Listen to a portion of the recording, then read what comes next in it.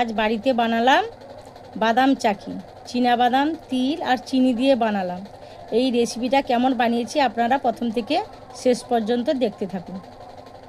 দেখেছেন কি সুন্দর হয়েছে, মচমচে হয়েছে, পুরো খাস্তা খাস্তা হয়েছে, খেতে খুব ভালো লাগবে। এই কাপ মেপে আমি 1 কাপ বাদাম নিলাম। হালকা আঁচে বাদামগুলো নেড়ে নেব। বেশি আঁচে বাদামগুলো পুড়ে যেতে পারে, এখানে হালকা আঁচে বাদামগুলো নেড়ে নেব। দোকানের কেনা ছাড়ানো বাদামও হয়, কিন্তু ততটা এটা বাদামগুলো তত খাস্তা হবে না। তাই বাড়িতে বাদাম ভেজে করলে খেতে খুব ভালো লাগবে, মুচমুচেও হবে। এবার বাদামগুলো ভাজা হয়ে এসছে, এবার আমি নামিয়ে নিব। আমি একটা থালায় ঢেলে নিব।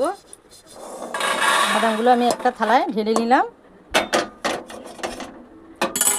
এবার ঠান্ডা হয়ে গেলে খোসাগুলো ছাড়িয়ে নিব। এবার বাদামগুলোকে হাতে এরকম করে ছাড়িয়ে নিব।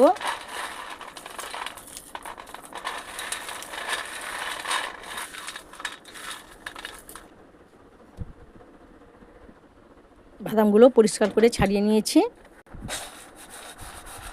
যেই কাপ মেপে আমি বাদাম নিয়েছিলাম সেই কাপে আমি এতে 1.5 কাপ চিনি দিব, আর দিব হাফ কাপ জল।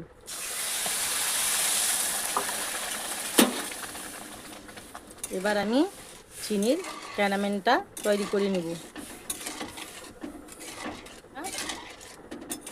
বেশি আঁচ দিয়ে ফুটিয়ে নিব, তারপরে একটু কম আঁচে চিনিটা ফুটতে থাকবে। চিনির রসটা এবার ফুটতে শুরু করে দিয়েছে। ফুটতে ফুটতে চিনির কালার যখন বাদামি হয়ে যাবে তখনই আমি বাদামটা ঢেলে দিব। এবার চিনিটা পাক হয়ে বাদামি রঙের হয়ে এসছে, এবার আমি বাদামগুলো ঢেলে দিব। এবার আমি ছাড়িয়ে রাখা বাদামগুলো দিয়ে দিচ্ছি। বাদামগুলো দিয়ে নাড়তে হবে, না হলে বাদামগুলো ডালা ডালা হয়ে যাবে।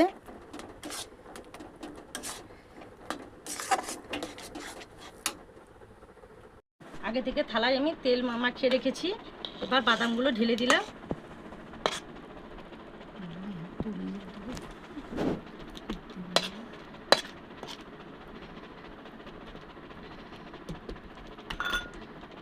উপর থেকে তিল ছড়িয়ে দিলাম।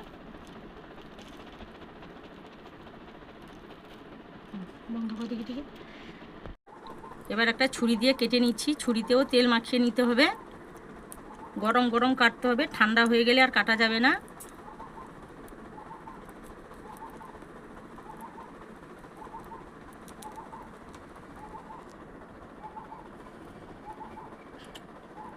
এবার আমি এইভাবে যেভাবে ইচ্ছা কাটতে পারেন। আমি 4 কোনা কাটছি। কাটার পরে 10 মিনিট পরে ঠান্ডা হয়ে গেছে। দেখুন কেমন পিস পিস হয়েছে, দেখতে খুব সুন্দর লাগছে। এগুলো দেখতে যেমন সুন্দর, খেতেও তেমন সুন্দর। এই দেখুন ভেঙে দেখাচ্ছি, পুরো খাস্তা হয়েছে, সুন্দর হয়েছে। বাড়ির সবাই এগুলো খেতে ভালো লাগবে।